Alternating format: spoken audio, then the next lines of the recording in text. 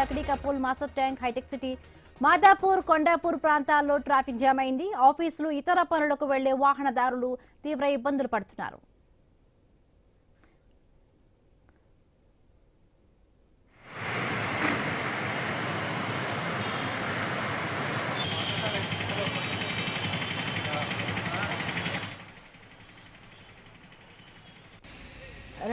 మన స్క్రీన్ పైన చూస్తున్న భారీగా కూడా రోడ్ల పైన వాహనాలు నిలిచిపోయిన పరిస్థితి. నిన్న రాత్రి నుంచి కూడా కురుస్తున్న భారీ వర్షాలతో హిమాయత్ సాగర్, ఉస్మాన్ సాగర్ గేట్లు ఎత్తారు. మూసీ పరివాహక ప్రాంత ప్రజలు అప్రమత్తంగా ఉండాలని గోల్నాక డివిజన్ కార్పొరేటర్ తెలిపారు. వర్షంలో కృష్ణానగర్, లంక బస్తీలలో పర్యటించి ప్రజలను అప్రమత్తం చేశారు.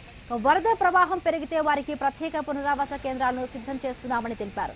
ప్రజలు అవసరమైతే తప్ప బయటకు రావద్దని కోరారు కార్పొరేటర్.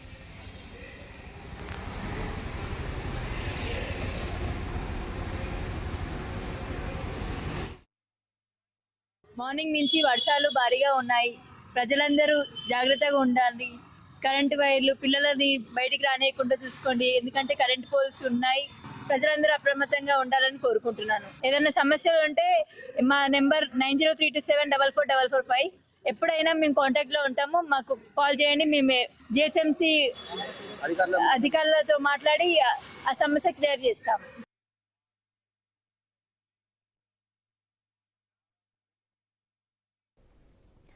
గండిపేట హిమాయత్ సాగర్ గేట్లు తెరవడంతో పురాణాపూల్ వద్ద మూసీ ఉధృతంగా ప్రవహిస్తోంది. మూసీ పరివాహక ప్రాంత వాసులు అప్రమత్తంగా ఉండాలని అధికారులు చెబుతున్నారు. అయినప్పటికీ కొందరు వ్యక్తులు మూసీలో వరలు వేస్తూ చేపలు పడుతూ ఉన్నారు.